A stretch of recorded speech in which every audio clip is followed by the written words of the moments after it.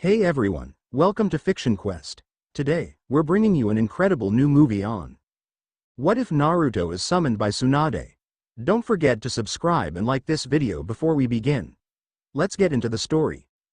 Tsunade rubbed the vitally sensitive area between both temples on her head and tried to will away the boulder-sized headache. When she woke up this morning, she valiantly exclaimed it would be better than the last. It never really was. Her days almost always sunk into the black hole of tomes of paperwork and dealing with angry complaints, but it was a ritual she picked up from Naruto secondhand. Sitting in her chair, paperwork finally done and what was supposed to be a beautiful day ahead of her, Tsunade knew Naruto wasn't anywhere around yet, but the urge to strangle him was tantamount, screaming to be the first thing she accomplished when he walked through those double doors of hers. Why? Because sitting across from her were four people that were making her day rotten as hell. One was the still feared and now respected Kazekage of the Sand. Subaku no Gaara sat in his normal dark brown attire, sans his ever-famous sand jug, his features still maintaining the blank look everyone knew him for. With the seriousness of the situation, he looked as if she were trying to get him to join a gardening club. To his left was his sister Temari. The blonde-haired Junin sat in an elaborate combat dress Tsunade had never seen before, high-tailed tied around her head, the dark purple clothing pressed to perfection despite her recent travels. The angry scowl on her face did nothing to stop the imperceptible, almost dangerous beauty she held. To their right sat an older man, not by much, but he was farther into adulthood than young Gaara. The Mizukage wore the elaborate robes that came with his calling. The ceremonial hat sat perched upon his head, shielding his eyes from view. He seemed surprisingly quiet, not surprising with the subject matter being discussed. And to his right sat what could only be described as the epitome of womanhood, a young woman that went by the name of Haku. Black hair cascaded down her back in waves, brown eyes, and light pale skin. She wore an elaborate kimono, one that looked worth more than anything Tsunade could afford in her entire lifetime, and that was saying a lot. If not for the sword she'd seen the young woman heft without any effort, Tsunade would have taken her for some dainty woman that was unable to defend herself. These four people were gathered into her office to talk about a subject Tsunade wouldn't have guessed would come up in a million years. Okay, so the preliminaries are out the way. Why now? Why bring this to my attention now? Gaara seemed inclined to talk only when he felt like it, so the Mizukage, a far easier man to deal with, spoke up. Kiri has fallen on dire times, I'm afraid. The bloodline civil war left a disabling wound on the village my father ruled that has not healed. In order to help with the reconstruction, I established a governing council, and their first unilateral decision was to establish allies, or establish one that could help stabilize the country. Naturally, the Leaf was selected. Tsunade shook her head, accepting his reason, but not the person. But why him of all people? The man released a breath, glancing at the young woman seated next to him. My daughter has expressed an interest in the young man. From a past battle during one of her missions, he made quite the impression on her. She has constantly alluded to him in several talks since then. When the council came up with the idea of unifying the treaty through this means, she approached and readily volunteered herself. Her only stipulation was that he be chosen. Tsunade didn't miss the deceptive glance shot at the female Miss Nin from the other young woman in attendance, nor did Jiraiya, who was sitting on one of the window sills behind her from the looks of things.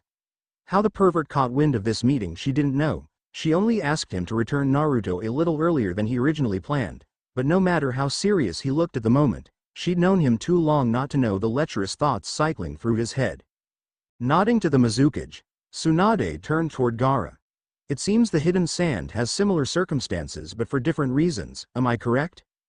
Yes, Gaara replied in monotone, his voice somehow easily carrying across the room, never losing its impact. Following the attack during the Chunin exam, the treaty between our two villages was renegotiated. The terms were that we send one or more shinobi over to the Hidden Leaf to set up politically arranged marriages. Temari and two other males were chosen. However, I did not want my sister entering into something she would hate, no matter the situation, so a compromise was met. Her intended would be left alone until he reached the appropriate age, and then the complete terms of the agreement would be fulfilled. Haku listened to the sand controlling Kazekage and wondered if anyone had heard him speak so many sentences at one time without dying. True, she didn't know him personally, but from sight and secondhand stories that reached even the shores of the Wave Country, She knew enough to stay away from him unless the situation called for her to be anywhere in his vicinity. How does Temari feel about this? Tsunade asked. Temari stood, before Tsunade waved her back down into her seat. I will do whatever is best for Suna. My opinion matters not in this case. Oh, you got an opinion all right. I'll get it out of you sooner or later, Tsunade mentally promised. I pose the same question to you. Why him? Out of everyone in the entire village, why request him? Gaara spoke before Temari could answer the question herself. I will trust no one else with my sister. He is the only male I respect enough to do the right thing. Temari failed to stifle the exhale of disbelief, looking at her younger brother, who continued to keep his gaze on the Godem.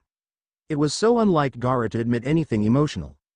Even hearing the words made her do a double take to make sure he was the same slightly demented little brother she grew up with. True, their relationship was on far better terms now than ever, but this was beyond anything she would have imagined. Tsunade recognized the touching moment between brother and sister, but reluctantly continued on. Now this is an unprecedented occurrence. I don't think I've ever seen a situation like this. I'm at a loss to how we sort this out without one side being locked out and being the loser. I don't see why he can't marry both of them, Jiraiya helpfully pointed out. Jiraiya, if you want to keep all your teeth intact, I suggest you stay in your corner and be quiet, Tsunade growled out, the pencil in her hand snapping under the extreme pressure. Only someone affiliated with you could have something like this happen to him. Jiraiya looked appalled. Are you saying I had something to do with this? Yes, Jiraiya. Yes, I am. Where is he anyway? I told you to tell him. I did. Jiraiya cut her off. The brat does what he wants, you know that. Haku raised her hand to her mouth to stifle a small round of giggles, and Temari just shook her head, remembering what he was like years ago during the Chunin exam. Is the young man a suitable choice? The Mizukage asked. Tsunade had to really think about that, and unluckily or luckily depending on your opinion, she didn't have a moment of time to do that, because she heard the voice of Uzumaki Naruto let itself be known as he came toward her doors. Hey, I got a meeting with the old lady, let me in. A small knot on Tsunade's eyebrow popped up and she immediately decided that today would be a two-tick day. What that meant was Naruto had exactly 2 chances to piss her off before she went nuclear and hurt him, very badly. The door slid open and Naruto waltzed in all smiles, as if he had not a care in the world. Tsunade Bakken, Ero Sennin said you wanted to meet me. Tsunade simply lowered her head to the table, hoping it would swallow her up and help her disappear. Jiraiya continued sitting, shooting Naruto his most soul-destroying glare. It didn't work like he wanted it to because Naruto was no longer paying attention to the two of them, his attention diverted to the guests sitting in the room. Gaara, I haven't seen you in a while. What's this rumor going around about making you cage before me? Naruto said with a small pout. It would appear that you have not changed much. Naruto's grin changed into something more confident, a light touch of arrogance shining in his eyes. I can promise you I've changed a lot. Wanna go spar after this? Gaara didn't smile. There wasn't a time in his entire life he could recall ever feeling an emotion worthy enough to smile. But there was minuscule upturn of his lips and that was good enough for Naruto to understand. I look forward to it, but some other time. There is business that needs to be taken care of. Naruto stopped smiling and looked to the left of Gaara. His eyes locked with Temari's, happy to see her but surprised all the same. Temari, Shikamaru said you were here. How ya been? Can't complain, she said with a shrug. By the end of the day my attitude might change. Thinking nothing of her comment, he moved his attention to the other side of the room. Big, funny-looking hat. Long, girly-looking robes. A crap load of hidden chakra. Bowing at an embarrassingly impossible angle, Naruto tried keeping his voice as neutral as possible. Mizukage-sama, I apologize for interrupting your meeting. Please accept my sincerest apologies. Tsunade blinked at the spectacle, almost choking on her own breath. WW what? Jiraiya-sensei didn't tell me there were going to be people here. Jiraiya slowly pulled his jaw up from the floor. SSS-sensei? I take their expressions to mean this display of formality is a rare occurrence? The Mizukage asked with a small chuckle. Sheepishly rubbing the back of his head, Naruto said, sorta. They're my family so I don't bother with the sama and all that stuff. Both Sanin's livid expressions changed to varying degrees of affection. Tsunade, who would always consider Naruto the son she never had, let a small smile play across her lips. And Jiraiya seemed extremely proud, chest popping out in a display of machismo. Tamari quirked an eyebrow in a silent question to her brother. As expected, he didn't answer, but she could tell he knew more than she knew about what was going on. You are comrades with the Kazekage and consider two of Konoha's prized Sannin your family. That is some impressive company you keep, the Mizukage remarked. Of course. I'm going to be the Hokage someday. Got to have good friends and family to back you up. The Mizukage's eyes narrowed a bit. Really now? Naruto didn't notice, giving off his now automatic response. Of course. I'm going to be the greatest Hokage that ever lived. That is a formidable task you are seeking. PSSSH. I'm ready for it. I'm going to protect all my precious people, and let Bakan retire so she can sleep all day. Something flashed in the older mon's eyes. I will hopefully look forward to your future coronation.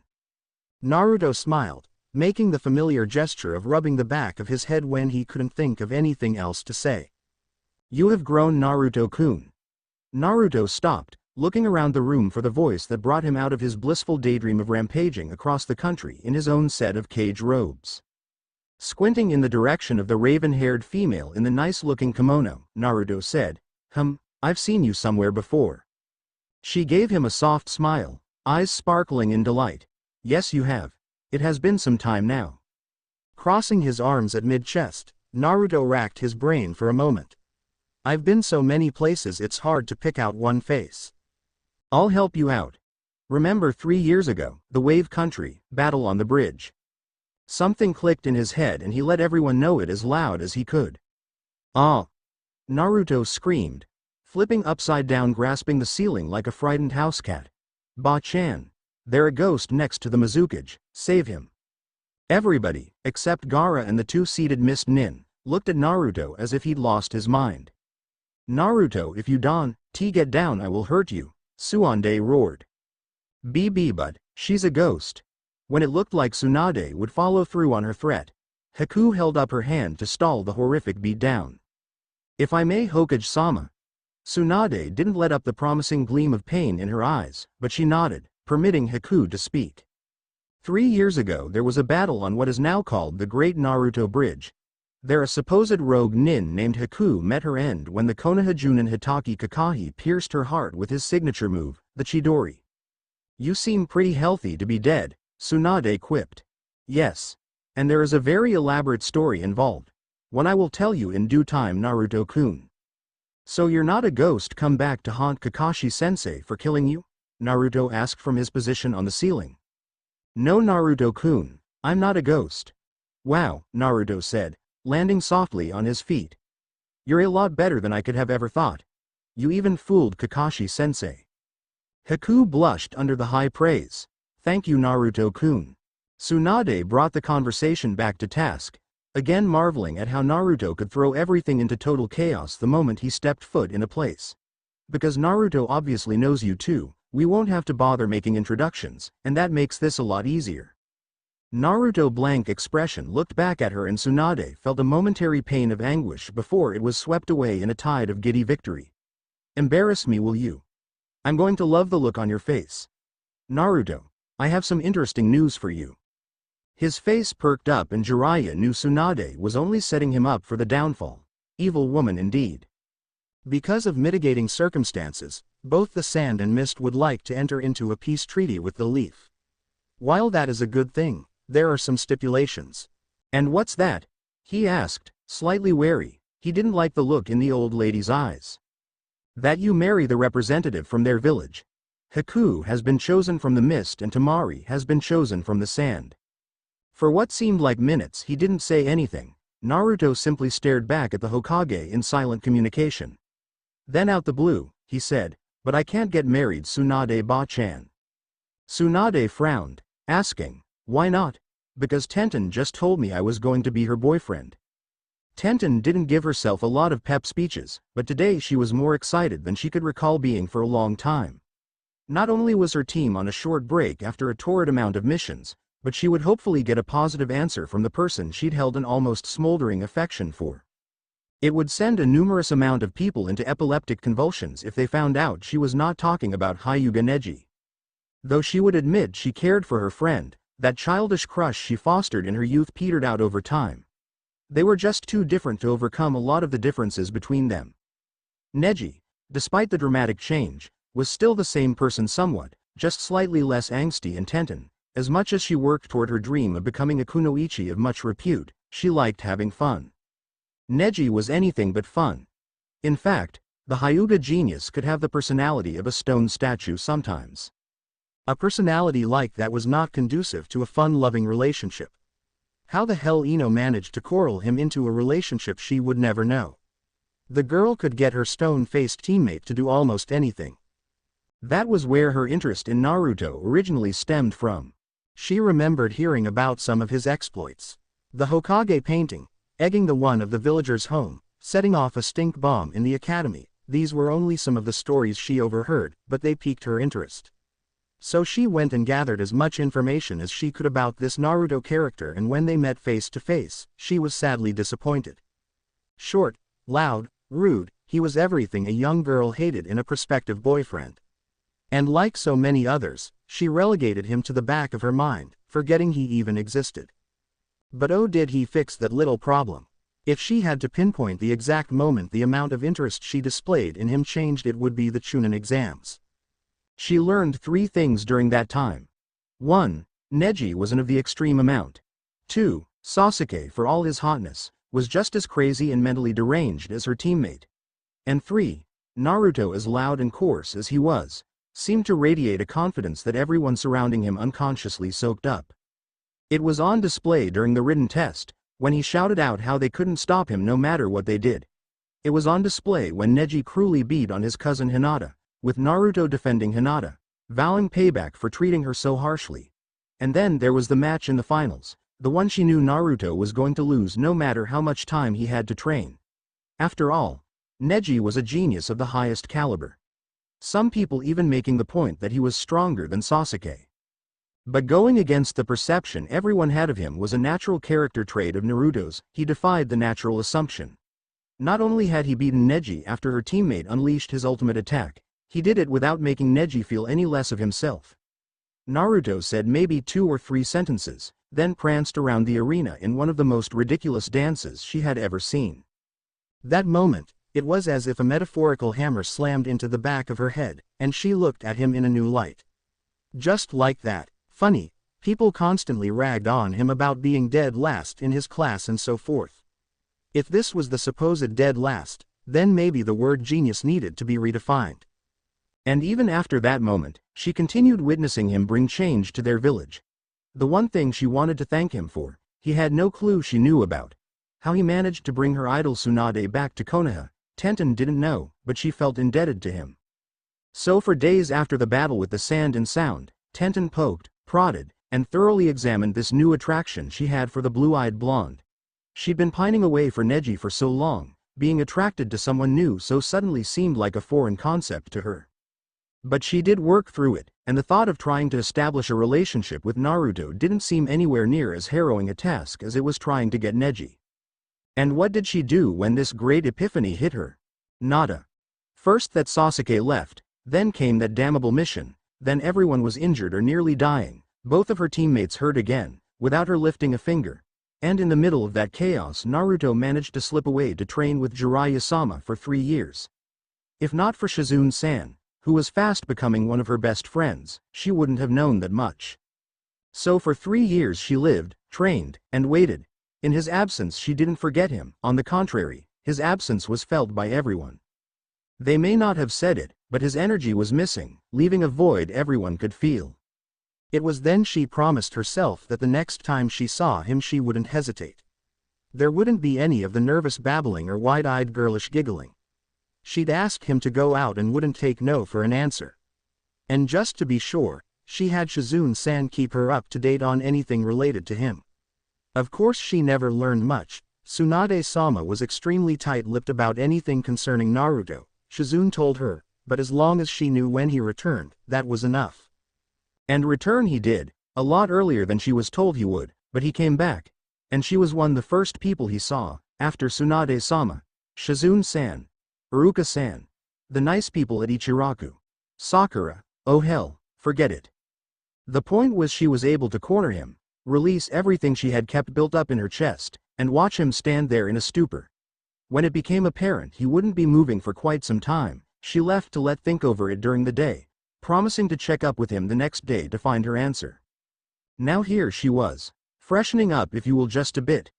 Being raised solely by her father, her mother running off to marry some rich bastard in one of the big cities, she didn't have a lot of feminine advice handed to her. It was part of the reason she focused so much on being a ninja instead of worrying over frivolous things like so many other girls. Life wasn't without its own twists and ironic turns, however. Though she would never admit it, even under weapon point and being tortured by listening to Guy Sensei sing his favorite karaoke classics, maybe she should have sat down and joined in those mundane girl-to-girl conversations. No use in thinking about that now, she murmured to herself. What's done is done. It wasn't like she wasn't attractive. She had been propositioned numerous times since filling out. Putting her hands under the slight weight of her, Tenten gave a slight squeeze. Nice weight, slight bit of sag, but I heard some guys like that, in other words perfect.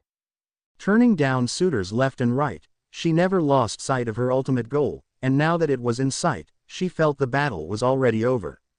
Naruto didn't stand a chance. Smoothing down the front of her blouse, she gave one last glance to the mirror, fixing the smallest imperfections. Okay girl. Time to get this show on the road, you can do it, and if he turns you down, simply tell Neji and Lee Naruto turned you down, breaking your heart into a million itty-bitty pieces. The magnitude of the brawl should hopefully be enough to lift her spirits. Hyuga Hinata sat across from her father, silently sipping the cooling tea in her hand, soaking in the serenity of the moment. With the increase in her clan responsibilities, it was rare she got to enjoy moments like this. Allowing the cool breeze to blow onto the patio, listening to the birds, the trees, nature itself sing its beautiful song. And to add to the pleasant moment was her father. The man she spent so many years being afraid of. Emotionally traumatized from his words and actions, her earlier years were spent crying in her room, hiding herself from everything she considered hurtful in the world. When Naruto left, she thought that with the one thing that she cherished in her life, it couldn't get any worse. Not only had he not recognized her, but he wanted to get away from Konoha bad enough to spend 3 years in the wilds. It may sound crazy to outside ears, but in her mind that one fact kept itself firmly rooted for weeks on end. It was there when she woke, trained, ate, slept, it existed in every activity she did, mental and physical. Funny thing is, when you are at your lowest, oftentimes it inspired the most profound of changes. One morning, while training in one of the mansion's various training grounds, her father came out and gave her an unexpected inspection. His words had been anything but shining and congratulatory. But during his scathing rebuke, Hinata could feel herself getting angry. Not the one and done kind where a person throws a fit and then eventually goes back to normal. This was rage. The kind that festered for years, multiplying upon itself, growing into something dark and smoldering. And for the first time in her life, Hinata didn't try to wrap it up and toss it into the dark recesses of her mind. Instead she grasped it, freed it from the shackles she had put upon it. And it had one target, the source of so much of her heartache and pain. So many of her nightmares stemmed from the man sneering at her, and it was time to make him pay. The fight only lasted a few short minutes. The element of surprise she held was short-lived. No matter how angry, how furious she was, her father was still one of the strongest ninjas in Konoha, and she was horribly inexperienced.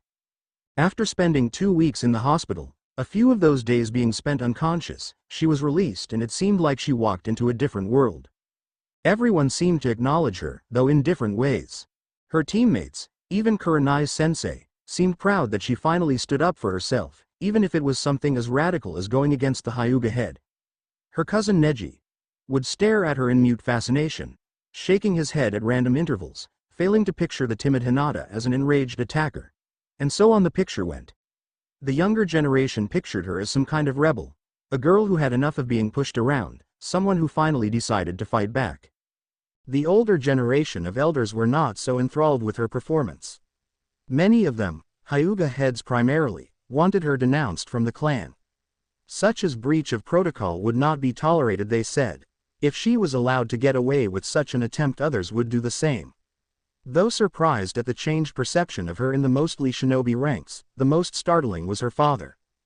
Since the death of her mother, the man had never uttered a single kind word to her.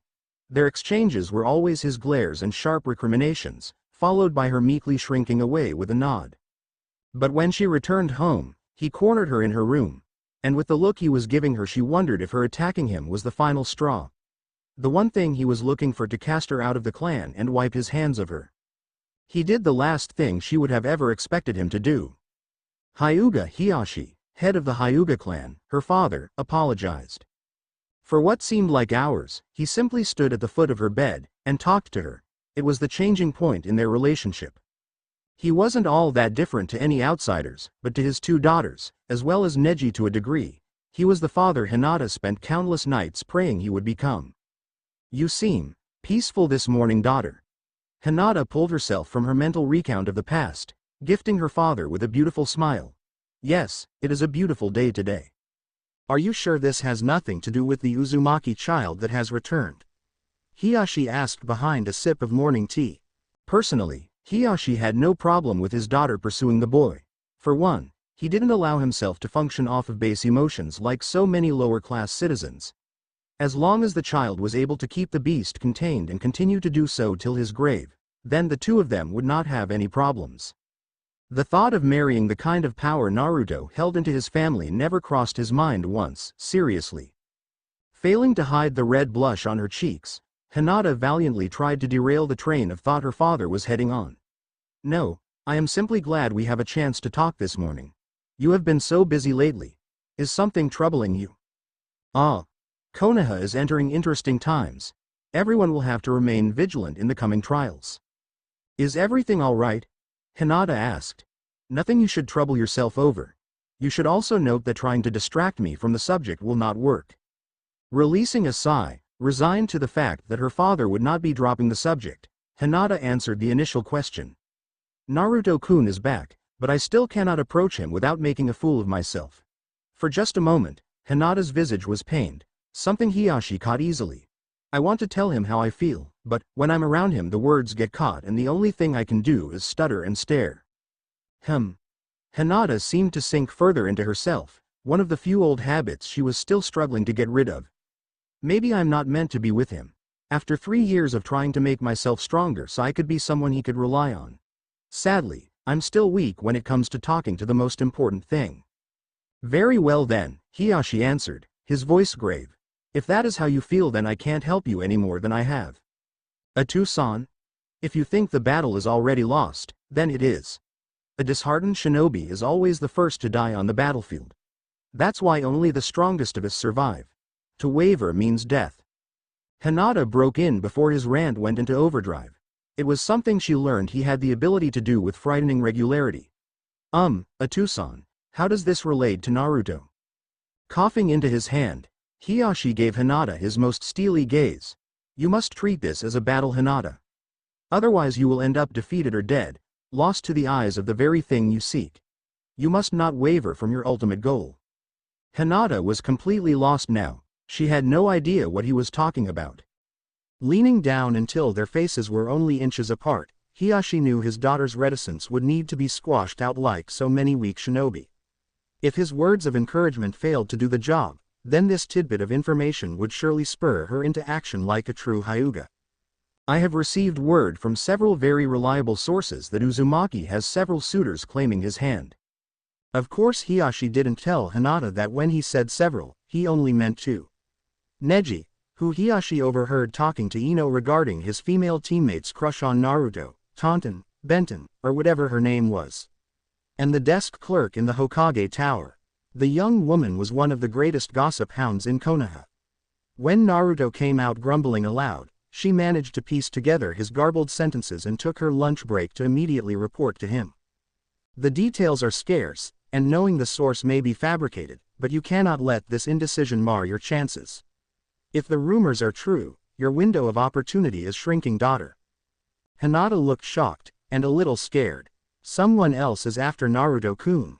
When did that happen? He's barely been back a week. And someone else is trying to steal him away. Where were they when he was alone, when he needed a shoulder to cry on, or someone to talk to? Miraculously, Hinata, in her mental rant, completely forgot about her inability to muster up a conversation with Naruto during those times as well. The more she thought about, the angrier Hinata was getting. True, she was a rather timid young lady by nature, taking after her departed mother in that regard, but she was fast learning the advantages to throwing the occasional temper tantrum. Hiyashi sat back and watched his daughter's transformation. She would never reach the heights of Neji talent-wise, but when she got angry, so drastic was the change that there were very few people that would not cower from the young woman in fear. If Hiyashi had his way, and he did, it would be a requirement of any Hyuga heir. A Tucson. Where is he now? Hiyashi's smile wasn't pretty. In fact, it was nothing more than a minuscule upturn of his lips. The Hyuga's facial muscles were allowed to atrophy from so many years of not using them, but he did it anyway. He should be making his way from the Hokage Tower as we speak. Hinata stood, gave a deep, respectful bow to her father, and marched from the room, her back straight and head held high. Her countenance almost screamed, "Touch me and die." Watching her leave the room, Hyuga Hiyashi almost felt tears come to his eyes. Just like her mother, he whispered to the morning air. Sakura was not having a pleasant morning, and for the life of her she couldn't figure out why. Tsunade-sama let her off today, something that was so far-fetched Sakura had a miserable time sleeping. Why? Because practical experience said that anytime she got something for free, it never really was. Especially from her sensei. She did a good job on something, congratulations were in order, but following that would be an even tougher task to complete. It was absolutely maddening, and Sakura wondered if the woman had some sort of sadistic streak in her. The entire time Naruto was gone, the Sannin had been in a less than charitable mood.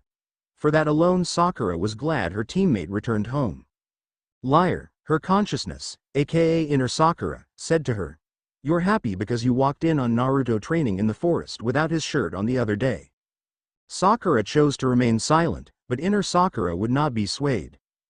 Did you see the way his shoulder muscles bunched up, or those magnificent-looking abs? Or what about when he was drinking water from the stream? He looked so heavenly. The memory brought such glee to inner Sakura she did a small pirouette, giggling like a mad schoolgirl. Yes, Sakura did see all that, and her monthly supply of drool ran out in record time.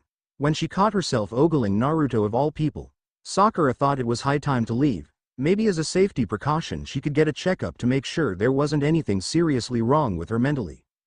I mean, come on, Naruto, she thought. He was the antithesis of everything she wanted in a man. Loud, foul-mouthed, a horrible dresser, he had no respect for any authority figures. She could keep going all day about everything that was wrong with him.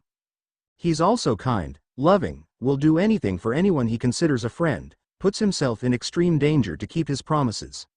I can go on forever about the things that make him special, inner Sakura sarcastically answered in return. At that, Sakura couldn't mount up a proper rebuttal. All of it was true. But still. Naruto. He was far behind anything she considered boyfriend material. Who said we were talking about making him our boyfriend? That's when Sakura made the decision to stop talking to herself. It was quickly becoming apparent that her inner woman was making a play at something she didn't want any part of. Naruto. Please. The day she went after him as anything other than a friend, was when pigs would fly. Therefore signaling the end of all life as she knew it. Besides, she had much more important matters to attend to. Being the Hokage's personal student wasn't exactly a walk in the park. Worrying about a relationship with anybody would only complicate matters. Plus, her parents would be gone all day and the fridge was empty. Maybe a run to the market would take her mind away from the weird course it set on this morning. Just thinking about him. Naruto? Huh? As Sakura wrote a short list of supplies, inner Sakura shook her head. She could be dense a lot of times, namely dealing with Sasuke. It didn't take a genius to see the boy hadn't wanted anything to do with her romantically. Enough condescending put-downs and wordy slaps to the psyche should have made even Sakura understand when she was not wanted. But that came with maturity. As a young girl, only her determination allowed Sakura not to succumb to depression. Sasuke, believe it or not, really had been the most important thing to her, and his not taking her away from Konoha was the best thing he could have done. Now, years later, a beauty in her own right, inner Sakura knew that being with Naruto was the best thing that could happen to herself. Not only would he protect her, but without a shadow of a doubt, She knew he would treat her like she deserved to be. For weeks, she'd been eroding Sakura's defenses, sending naughty dreams about Naruto and herself in hundreds of compromising situations, having talks about what it would be like to date someone who wouldn't make her chase them for once, and so many other tactics.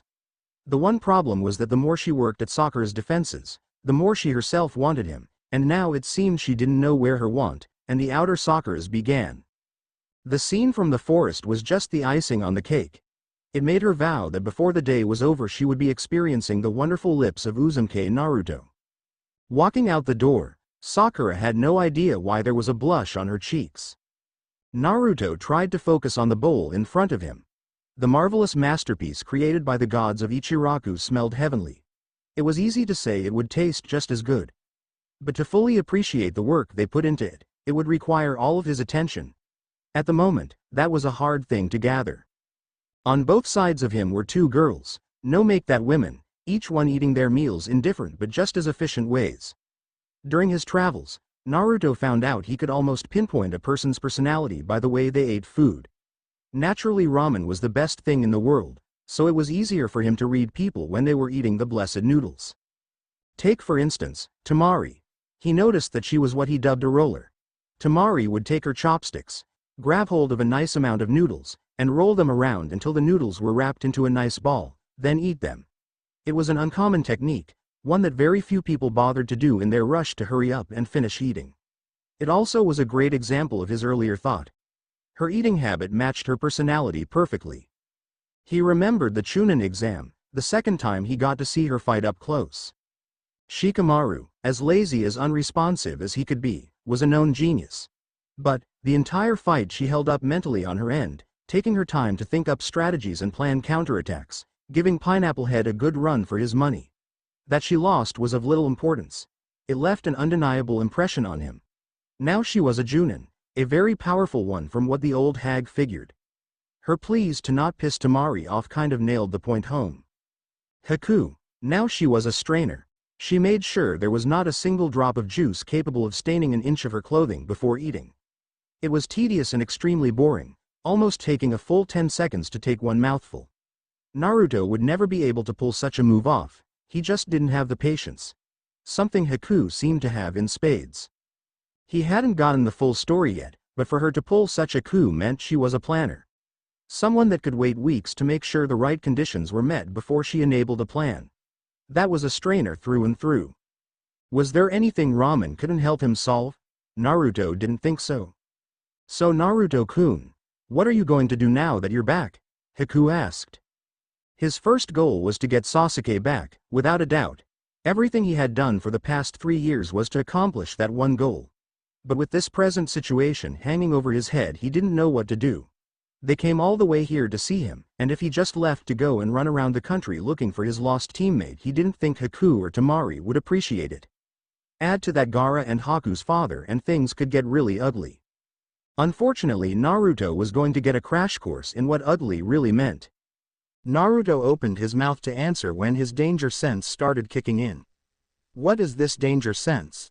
Simply an involuntary internal defense that helped him peg incoming trouble aimed his way. It was a necessary skill he picked up. Traveling with Jiraiya and dealing with his blow-ups with the female populace meant life and death struggles with various female mobs. Naruto-kun, who are your friends? Turning around, Naruto found Tenten giving both girls cursory glances, especially Tamari. She hadn't forgotten about the humiliation she had to take during the Chunin exams. At his non-answer, her eyes narrowed into slits, a fair bit of fire sparking in them. You don't seem ready to answer my question, Naruto-kun. About that, Tamari, seeing where this would eventually end up going, decided to cut to the chase. We're his fiancés.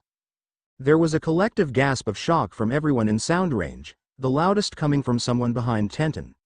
Slowly Hinata stepped into the small cove, dazedly looking at the 3 people seated on the stools. Is that true, Naruto-kun? Are you getting married? Hinata asked, looking to be on the verge of tears. Uncomfortable with the amount of attention focused on him, Naruto reluctantly answered. Not really. They're here so I can get to know them better, at least that's what Tsunade Obasan said. Something about not making me rush into a bad decision. I can say no. Ever the conspirator, Haku watched the hope flare in the eyes of both young ladies and didn't like it one bit. Call her whatever you want, but she was not going to lose the one male she wanted to a bunch of little girls. Scooting over to grab his arm, Haku snuggled into his side, crushing his arm against hers, making Naruto turn red as a tomato. We just have to make sure you don't. I don't mind becoming an Uzumaki. If she could gauge it, Haku swore the temperature almost shot up several notches. Turning her charming smile to the silently seething girls, Haku reveled in the destruction. Glancing to her side, she could see Temari quickly realizing the same thing. That these females were going to be trouble. Hinata remembered her father's earlier words and cooled down. She would not let that hussy get to her. Naruto-kun, may I talk to you in private? Hinata asked. Temari narrowed her eyes, heading off the all too apparent attempt to remove them from the variable. I don't think he can. He was told to help us look for housing. Tenten frowned, her face taking on a scary resemblance to Neji at his most frightening. I don't think she asked you. Naruto-kun can speak for himself. Listen here, Chunin, you need to mind your elders, Temari almost snarled. Why you? Hinata turned to Naruto, zoning out the mounting argument to her right, and tried to grab his hand, but was stopped by Haku's impossibly quick reaction. I don't think taking him at this moment will be the best course of action. Is that a threat? Hinata asked, her voice deceptively calm. Wow, Ayame-chan. This new recipe is great. Your ramen is almost better than your old month's. And just like that, the tension that had clogged the air, the violence that was only a few seconds away from commencing shattered when all four girls turned to look at the grinning Naruto and blushing, but slightly frightened Ayame. Just now noticing the eerie quiet, Naruto turned and looked around. What? Naruto may rip into the perverted Jiraiya a lot of the time, and for good reason, but when the four females surrounding him suddenly started grinding their teeth, battle auras glowing in various frightening colors, he had no choice but to rely on one of his sensei's age-old tactics. Make someone else the scapegoat and get the hell out. Women hated perverts, it was hardwired in their DNA. That's why Kakashi provided the perfect cover for him to get out this situation. Look, there's goes Kakashi reading that perverted book again. Oh my god, there are kids in sight. Everyone looked at the silver-haired shinobi who was, to his impeding detriment, actually walking past a group of children with his all-too-familiar orange book in hand. Feeling the heating gazes, he looked up to see a group of angry females glaring daggers at him. Oh boy. They were taking measured steps toward Kakashi, the malice in their eyes easy to see, and the promise of pain all too apparent. Naruto, in a stealthy move, dropped his payment and a sizable tip for Yame, gave a small wave, beat a hasty retreat. Serves the pervert right. I told him those books were going to get him killed, Naruto thought as he raced toward safer grounds. Even with the considerable distance he put between the angry women and himself, Naruto could hear a distinctive ripping sound, almost like the pages of a book tearing, followed by one of the most anguished, terror-filled screams he had ever heard. Naruto never slowed his pace, but gave a small prayer to the gods asking that Kakashi-sensei didn't land in the hospital again. After all, he wanted to go on missions. A very unlikely possibility with the way things looked before he left. If he thought of it in terms of trade-offs, Naruto hated giving up his standard 4 supersized special bowls of the greatest gift known to man, but the decision had been relatively easy when he considered hospitals did not serve ramen. They went so far as to say eating too much was not part of a balanced diet. As if they would know anything. But he was glad Kakashi-sensei once again was there to help his students in their time of need. Thank you, Kakashi-sensei. There was a lesson to be learned here. The encounter had not failed to point out some obvious landmines that would need to be carefully avoided if the next few weeks or months were to pass in peace. The most important was not to invite more than one person out to ramen. Then he would not have to concentrate so much on conversations, therefore putting an end to the fights before they happened. With the problem easily settled, in his own poor, deluded mind, Naruto focused his attention on his surroundings to keep a lookout for anybody he knew personally.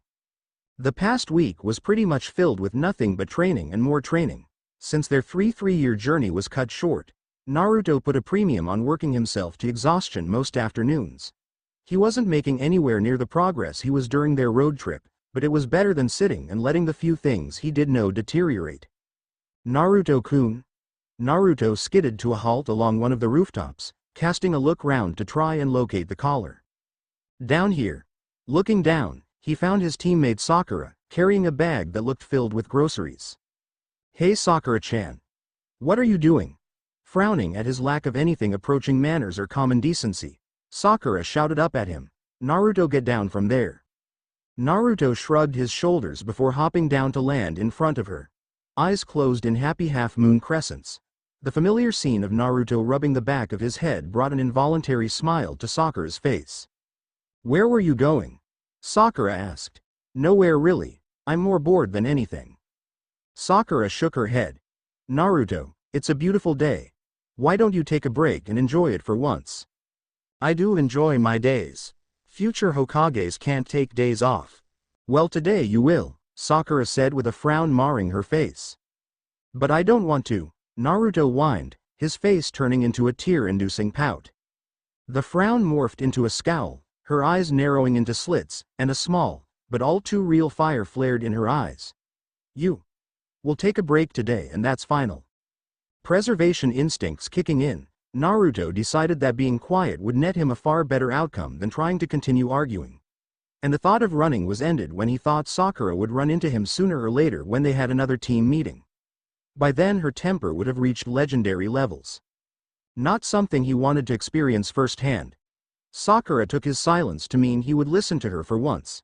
"Here, you can take these groceries to my house for me." "But that's boring." The sound of leather tightening in her fist alerted Naruto to the dangerous predicament he found himself in. Never mind. I'll be glad to help Sakura-chan." Sakura's smile was radiant, happy that she was able to corner him into spending some time with her without looking like she was actually trying. Surprisingly, the earlier gag reflex was absent, making Sakura wonder if something was wrong with her. As the two of them began walking toward her home, Sakura remembered her earlier proclamation about pigs flying and chanced to look up in the sky. She was about to release a relieved sigh when the sight of Tauntaun flying over someone's roof made her jaw hit the floor. Inner Sakura could only give an amused chuckle.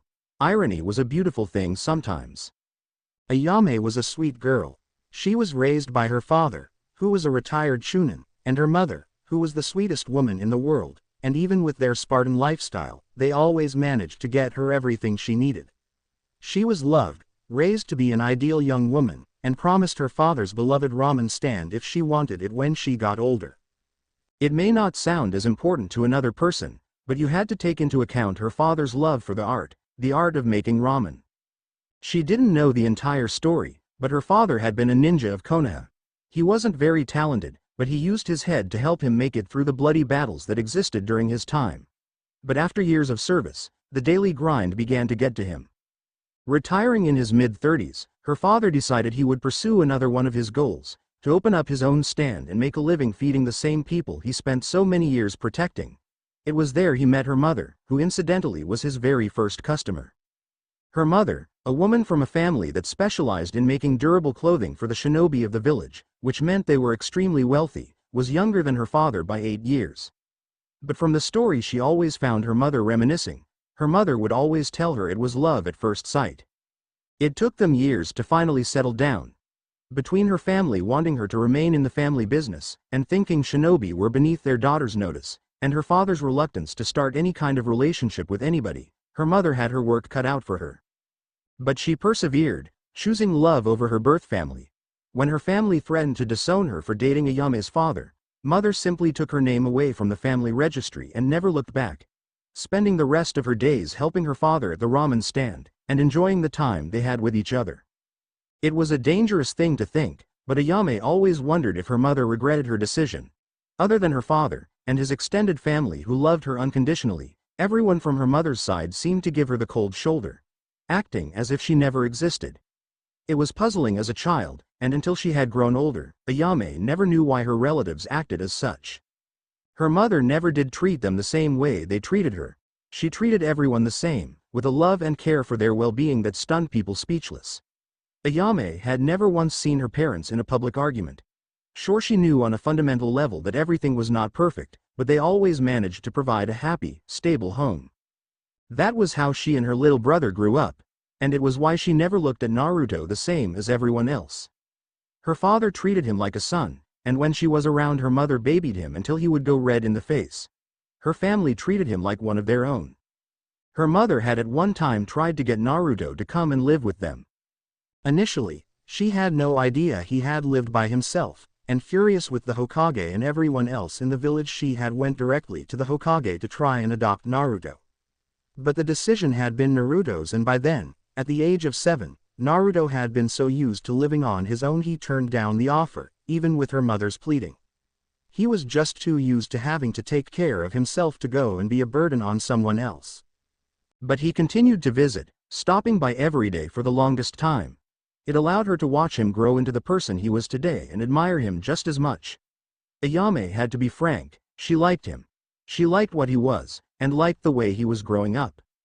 Ayame was sure she had managed to keep her slight crush a secret, but somehow she knew her mother knew. Since his return from his 3-year trip, her mother would give her these sly looks whenever Naruto came around, and it was becoming frustrating. With the ramen stand winding down for the day, Ayame thought about the near brawl that had taken place this afternoon, though the way that silver-haired man screamed when his book was ripped and burned would haunt her for some time. She had no idea what it was about, but she could guess it had everything to do with Naruto. She remembered the older-looking two talking about being fiancés to Naruto, but that couldn't be true. He would have told her something by now.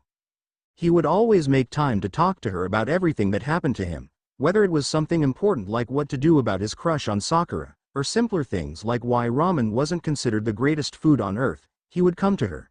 They sat and talked for hours about his adventures during the 3 years away. But if he was engaged, what could she do? That was when she remembered her mother giving her one of her many pearls of wisdom. Flashback: her mother stopped preparing dinner to look at the young girl to her left. Ayame-chan, is there something you want to ask me? Ayame hesitated, reluctant to voice her concerns. But her mother's patient and loving smile pushed her forward. Okasan, what if you like a boy, but can't talk to him because other people might not like you? Her mother stirred the skillet, gathering her thoughts before putting her message in a way her daughter could understand. Ayame-chan, when I first met your father, I made a promise to myself right then and there that I would make him my husband. I didn't know what reason or why, but I knew he was the one for me. Oh, he was polite and well-mannered, but he just didn't think he was ready for any relationship. Ayame looked surprised, but wasn't a Tsunade old enough to be married by then? Yes, he was. By then he was almost an old Fulgi, he mother said with a fit of giggles. But I loved him all the same. My family didn't like him so much. I would go so far to say they hated him. Ayame could not figure out why anyone would hate her father. He was the kindest man she had ever known. He never raised his voice at anyone. I know what you were thinking, and I think the same thing. How could anyone hate him? But people rarely need a reason to hate. Usually it takes nothing more than their insecurities to spurn them forward. Taking a deep breath, her mother turned the burner off and ran her hand through Ayame's lengthening hair. What I'm saying is that, do not ever let anyone else tell you how you should feel about someone you care about. Follow your heart and it will never lead you wrong. Ayame thought it over. What her mother was saying sounded nice, but could she really do that? It sounded good, but nothing was ever that easy.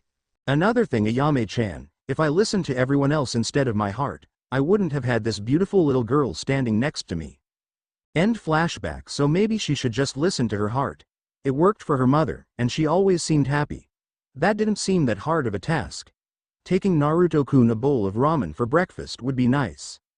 Sakura opened the door to her home and directed Naruto toward the kitchen.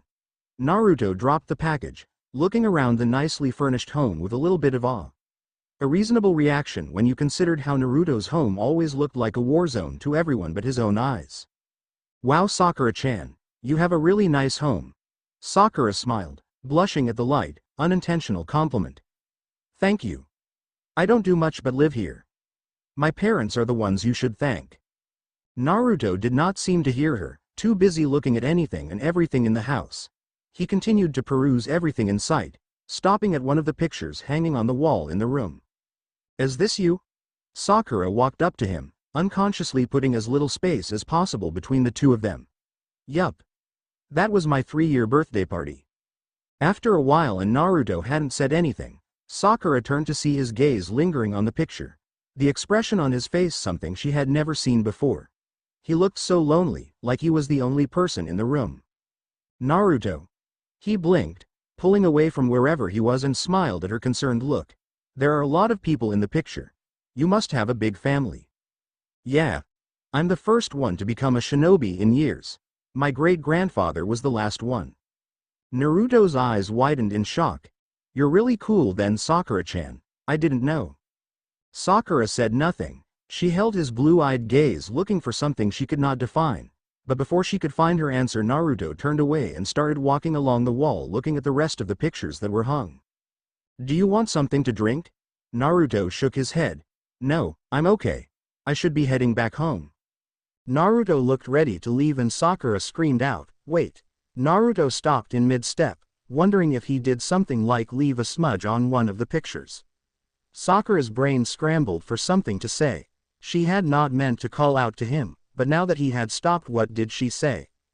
Help me, please. Inner Sakura simply smiled at the outer Sakura's predicament. She would have stood back and let Sakura make her own mistakes, but her happiness was at stake as well.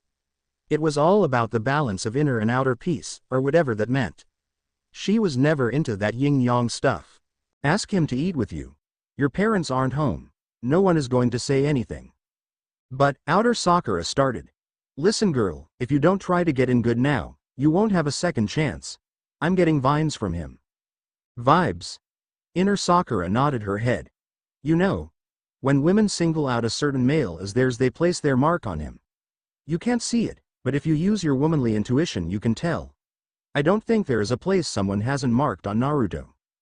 Sakura took a quick glance and blinked, stupefied. There were different colored flags pinned all over his body. What the hell?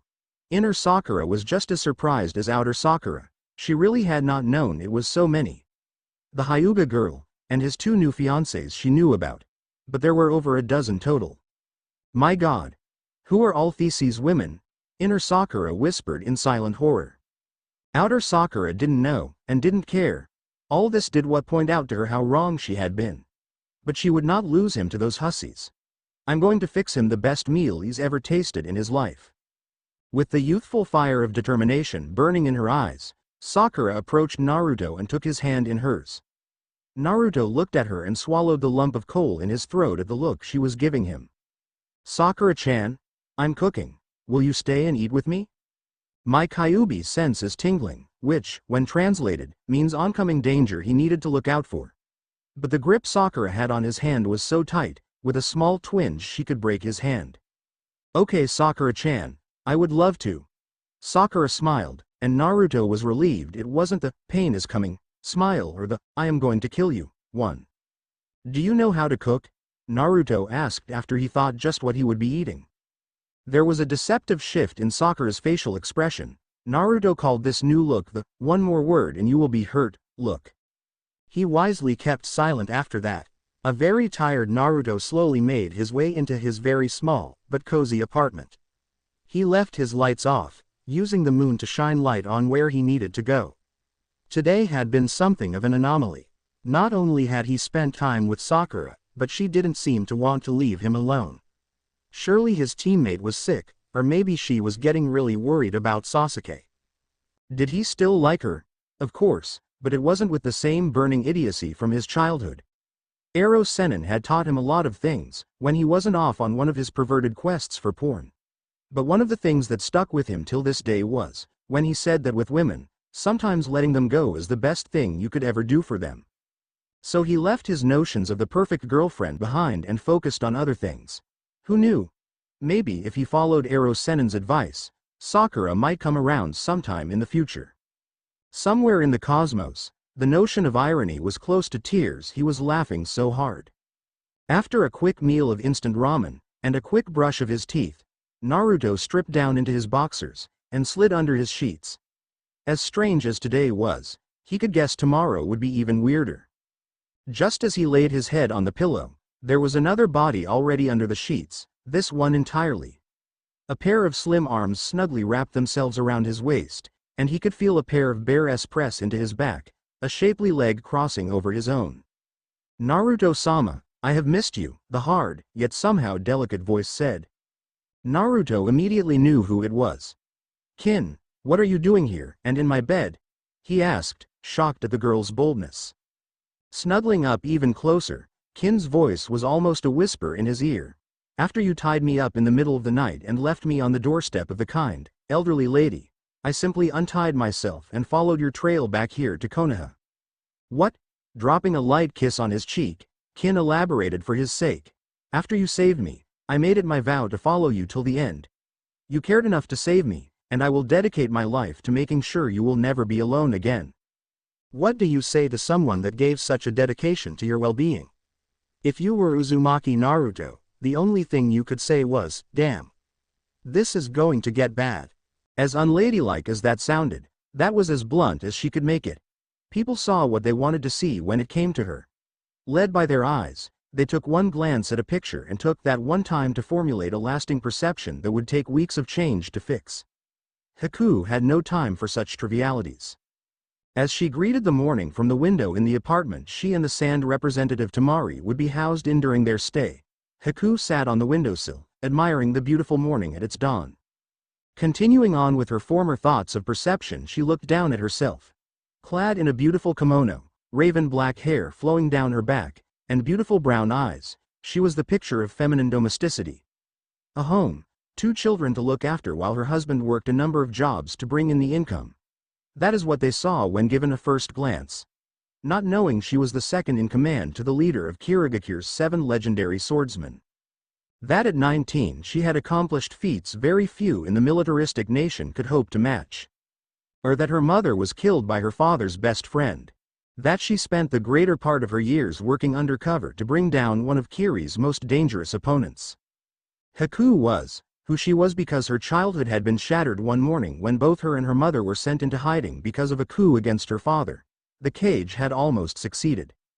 As she thought of this, a frown began to mar her beautiful features, and her hands that gave no outward signs of her true profession were clenched into fists. It's too early in the morning to be up. What are you doing? Haku released a tense breath, smiling at her new roommate. After Naruto disappeared on the 2 of them yesterday and the 2 female interlopers left them in peace, she and Tamari were granted a chance to get to know each other, and Haku could say with the utmost certainty that she enjoyed her time with the kunoichi. She had a brilliant mind, was extremely adept at her art, aspiring to make her village a better place, and loved her family, even with their odd eccentrics. That was enough to let Haku know just what type of person she was and was the deciding factor in Haku voicing her idea of them sharing a home. Not only did it allow them to watch each other's back in a foreign country in case of any attacks, but as Haku noticed yesterday, it helped the 2 of them provide an effective front against any male foolish enough to try any groping, though one of them was more than enough to handle such a situation. Just thinking. It is a beautiful morning, is it not? Her blonde-haired roommate walked the short distance to the window, and stood next to her one leg that was dangling from the side. It does look nice. We don't get weather like this at home. Nothing but sand and sun all day, every day. Haku nodded her head. After the winter winds and storms leave, there are 2 months of the most beautiful weather one could ask for. But, then the fog comes around and the village is lost to the weather of our country. It can be frustrating most times. Tamari's lips twitched into a smirk. I'll bet. Haku never took her eyes away from the horizon. You know, if he chooses you, you would wake up to this every day. It has crossed my mind, but that is no guarantee. I didn't know his situation was so. Tamari paused to find the right word. Chaotic, Haku helpfully finished for her. Yeah, Tamari said, looking irritated and rightfully so. Those 2 girls from the ramen stand, and from the looks of it the female ramen vendor has a thing for him too. We saw him being led by the bubblegum-haired girl to her home. And last night I managed to find his home. There was a female voice inside different from anyone else we heard. Tamari didn't fail to see Haku tense up. Were they? No, he sounded more annoyed than anything and I heard him telling her he would sleep on his floor. Haku shook her head, her expression contemplative. We have to find out what is going on here. Tsunade-sama did not tell us there would be this level of competition. I was prepared to counter the actions by the one known as Tenten. Tamari agreed. I agree. The last time I was here no one was interested in him, not romantically, and he had very few friends from what I remember. Some people hated him and still do. What brought about such a drastic change is what I want to know. Perhaps seeing him after such a long separation brought such a change. Tamari frowned at that. Then there are some really fickle girls living in this village. I rather believe that they finally got a clue. Even had I not found out about his particular situation, I would have readily accepted this chance to become his betrothed. Tamari glanced down at the Miss Nin. You have it bad for him, don't you? Not to sound too candid, but you don't seem to go for the oblivious, super strong type. Haku smirked. True, but you wouldn't have entertained this idea if you had not found something in him worth pursuing as well. What do you mean by that? Tamari asked, feigning ignorance of the implication. Your brother cares for his village, but your future means more to him than he leads anyone to believe. Had you truly not wanted this, he would have went along with your wishes. Haku leaned forward and whispered. What is it? What made you acquiesce to this avenue? Tamari debated whether to lie outright or just continuing acting as if she had no idea to what Haku was referring to. True, this woman from the village they once considered a hostile was nice enough, but Tamari had been trained since she could walk to consider everyone an enemy. A skill made entirely too easy when your younger brother was mentally unstable, and strong enough to wipe out an entire village. Added to her reservations was that the woman was part of the competition. But Tamari was willing to take a chance, though the last time she did was with a pineapple-headed Chunin, and things hadn't worked out that well. The girl gave her no reason to doubt her sincerity, and there was only so much subterfuge one could hide to well-trained eyes. Her cheery personality was a sharp contrast to the true extent of her skill and profession, providing a welcome change, she thought. I can't just pinpoint one thing about him. Tamari began almost reluctantly. He's just so different from anyone else I've ever known or met. He's changed my brother in ways that would never have been possible if he hadn't been beaten. So, if it is anything specific, it's his strength. You know the story about their Hokage? Haku quirked an eyebrow in question. Tsunade-sama was brought back by Naruto. She left because of her brother's death, but somehow he managed to bring her back when she had no intentions of returning. A believable story considering the topic, Haku smiled. Just like that. You believe me without any cross-examination? Tamari asked. Haku nodded. I would not be here if I did not believe he was capable of such. Tamari said nothing, simply taking Haku's words for face value, somewhat envious of the other girl's easy belief in someone they barely knew. Now that I think about it, you never did finish telling me that story about why Naruto was so surprised to see you. Looking outside their window, Haku could see the sun rising above the Hokage Mountain Memorial and stood up as well. The day was beginning and there were numerous places she wanted to see during her visit. Naruto's well-placed distraction helped him avoid the task, but there would be none of that this day. All obstacles would be moved without the slightest hesitation.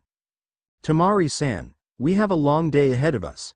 Naruto-kun will not escape our clutches this day. Haku stood and gracefully made her way into the restroom to freshen up when she paused. Dress nicely. We are making him our own personal tour guide for the rest of the day, and then I'll tell you both the story over dinner. The young man the beautiful duo were just discussing was caught up in another predicament. Naruto could sleep pretty much anywhere at any time. It was something he learned at an early age. When he lived in the orphanage, he was never given the regular bed everyone else had, and he would be lucky to get a bedroll. As a child he simply took it as normal, never questioning until he grew to understand what was going on. However, by then such things never bothered him. As he groggily woke up, the smell of breakfast, something other than his glorious ramen, made him crack open a grime-encrusted eyelid to see what was going on. Vision blurry, he tried to focus on the womanly shape that bustled its way around his small home. Sitting up, he turned his head and caught the eye of the unknown interloper. Morning, Naruto-sama. I have gone and prepared a breakfast for you. Ah. Kin gaped open-mouthed as Naruto began running around his room in circles, screaming his head off as if he had been set on fire. The first few seconds, she merely sat back and watched in amusement, but when the seconds turned into minutes and there was still no sign of him stopping, Kin decided to help him out. On his latest revolution around the room, Kin simply held out the frying pan she used to make breakfast. The resounding clang was loud enough to make her ears ring. Kin looked down at his sprawled-out form, taking a second to marvel at Naruto's continually changing physique. The last time they were together was a little over 3 or 4 months ago, and she remembered walking in on him bathing in one of the local streams. After being with that perverted teacher of his for so long, his body was beginning to show the results of his constant training. Looking at him now, She could see for herself that he was not slacking in his training in the slightest, not if those amazing abs of his were any indication. Grinning, Kin took a seat on those beautiful stomach muscles of his. Now that you have stopped screaming like a mad banshee, I have fixed you breakfast. Are you hungry? Naruto tried rubbing away the reddening bruise on his forehead, frowning when he winced at the slight contact. You didn't have to hit me so hard, Kin. You wouldn't stop unless I did something. What were you screaming about in the first place? Naruto's eyes widened in shock. Hello, girl, in my home, in my clothes, cooking breakfast. That doesn't seem weird to you? Kin thought about it for a second. Not really. You are a teenager, and I thought boys your age loved stuff like this, she said, slowly drawing a finger along Naruto's bare chest. Displaying one of the very reasons he was loved by all women, and thought mentally unstable by his male counterparts, he said, stuff like what? I can cook my own breakfast. And ramen tastes really, really good in the morning. An involuntary muscle twitch tightened Kin's grip on the frying pan to almost Tsunade-like levels. This entire situation isn't tempting you at all, is it? Naruto scratched the tip of his nose, giving her a light-hearted grin. I am kind of hungry. Kin sighed at the hopelessness of trying to excite someone as dense as Uzumaki Naruto. She stood up and walked into his small kitchen. Your food is ready. Did you fix me a special, one-of-a-kind ramen? Naruto asked, his eyes filled with sparkles in his eagerness. The slight wrenching noise was the metal grip finally giving under the extreme duress. No, and if you don't want to bleed your brains out your ears you'll try it yourself, Kin muttered under her breath. Aloud. She said, I prepared one of the meals my late mother taught me before she passed. I thought it would help you before you began your day, Naruto-sama. Naruto looked up, noticing the slight sheen of tears, and like any other male sucker, he was moved by such an act of kindness. Don't worry, Kin-chan. I know it'll taste the best. Good thing I'm really hungry. As if to help punctuate that fact, his stomach produced one of the most agonizing wails Kin had ever heard. When was the last time you ate, Naruto-sama? Naruto pondered for a split second. I remember. It was yesterday afternoon. Sakura-chan cooked and invited me over. It was really weird though. She cooked so much food and her parents didn't come back home like she thought. I couldn't turn it down. Kin didn't voice her feelings on the matter, but internally she could just picture what happened. If she remembered correctly, Sakura was the pink-haired girl, the one her teammates nearly killed in the Chunin exams. From the first glance she had loathed the girl. Knowing she had no idea what being a shinobi truly meant, she carried herself as if life was some big, beautiful dream to her, and Kin had wanted to smudge that picture in so much dirt. Who knew what her personality was like since that event, and personally, Kin didn't care. As long as she kept her handmade dinners, and weak excuses to crowd Naruto-sama's attention to herself, then there would be no problems. Naruto blinked his eyes in confusion when he could see Kin grinding her teeth in a near snarl, a good-sized, almost translucent aura of anger rolling off her in waves. Are we eating? As if someone turned a light switch, Kin blinked and gave him one of her most awe-inspiring smiles. Wow, how did she do that? Instead of voicing his question out loud, Naruto simply chalked it up to one of those things about girls he would never understand and forgot about it. Kin-chan. There was a knock at his door that pulled both their attention. Standing up, Naruto walked to the door, mindless of his current undressed state, wondering who would be coming to his home this early in the morning. Pulling the door open, Naruto jerked back from the early morning sunlight in his face. Ayame stared at the blonde, her eyes continually drifting down to the lower region of his body. Oh my god, Naruto-kun is hot. She couldn't help the mental feminine squeal of girliness. I came at the perfect time. Now if he would just grab me, spin me inside the house, slam the door, and rip off my clothes. Gathering her slowly eroding thoughts, Ayame refocused her attention on those beautiful blue eyes. Naruto-kun, I apologize for coming at such an inopportune time, but I thought you would love a specially made breakfast. Naruto took a small sniff, the appealing smells hitting his nose like nothing else.